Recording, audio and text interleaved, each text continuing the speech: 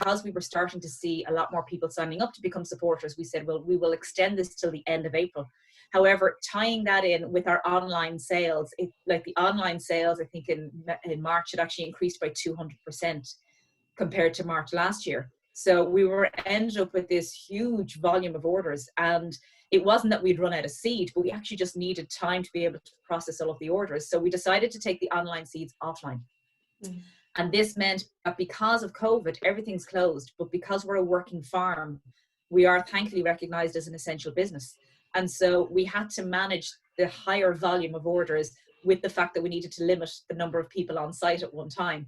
So we have half of the team on site, we've got the other half working from home. So juggling both, we made the decision to take the seeds offline and then just really focus on getting the online orders done, but also honoring our supporters to ensure that all of our supporters get their chance to get their seed orders in, and quite often they will order more seeds than just the free seeds that they get. So it was to make sure that we actually had the seed to meet that demand. Once we completed that, then we actually put the seeds back up online again. And as you will have seen from other seed comrades that are in this journey with us, many were putting the seeds up for maybe an hour a week, maybe for a day a week. And just again, the volume of orders was just relentless. So what we felt is we put them back up for about 6 days. And then we said, right, we've reached where we're at.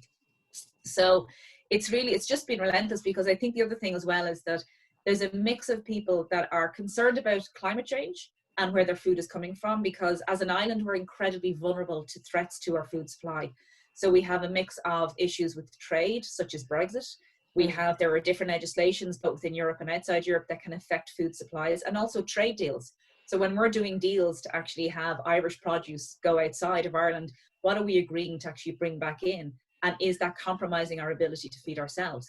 So in February 2017, there was a lot of supermarkets had their shelves empty because there were no vegetables coming in from Spain, because they'd had weather issues that affected their harvest.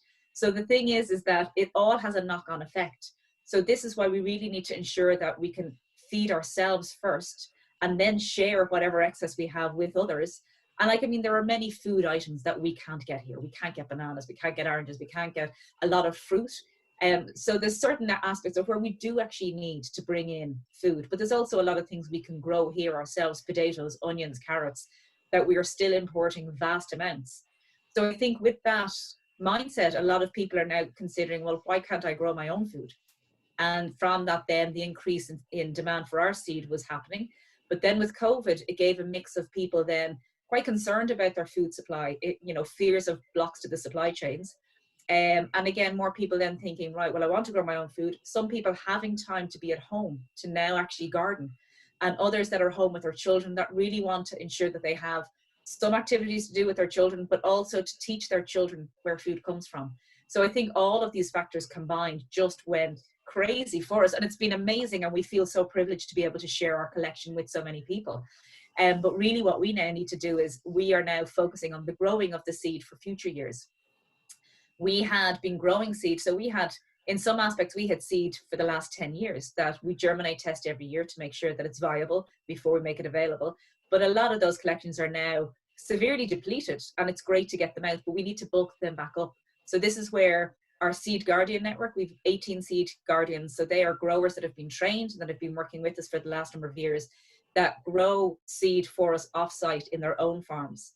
And what that means is that if there was ever any issue on our site, whether it was weather issues, whether it was insect or pest issues, that it doesn't mean that our collection is then gone, but that we have others that are growing as well. And it helps our research too, in terms of how these seeds grow around the country. So really what we've experienced now is such a demand that we need to ensure that we can train more people now to grow the seed, and the same for the trees as well, that we're looking at developing an Orchard Guardian network as well. So it's a very exciting time, but it's just been amazing and exhausting. And I think everybody's just been really enjoying the fact that so many people are getting into gardening, and there are amazing gardening videos that are out there. And I think some people have been very ingenious in terms of how they're actually bringing gardening tips to the general public, both through online measures, through social media platforms. And so I just want to commend them all. And I think now we can tie in the seed aspect to it, that it's not just a case of, oh, just sow a seed, But now from kind of later in the years, look at, well, how do you now save some of that seed so that you have your collection next year and there isn't that panic buying again? Back to that, like you were talking about that, that, and it's really interesting to hear that you had that maybe increased demand even before COVID, that maybe the increasing concerns around climate change and that people want to maybe take a little bit more control of where their food comes from.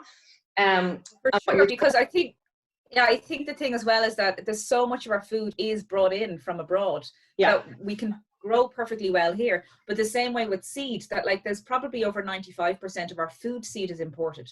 So when people are actually saying, oh, I want to grow food locally, but also consider from where your seed comes. And so like there's ourselves and Brown Envelope Seeds are the only two vegetable seed producers in the country. And thankfully there are more people that are now growing, and I'm seeing kind of different options where people are sharing seeds, which is the whole ethos of what we're doing is grow, save and share your seeds.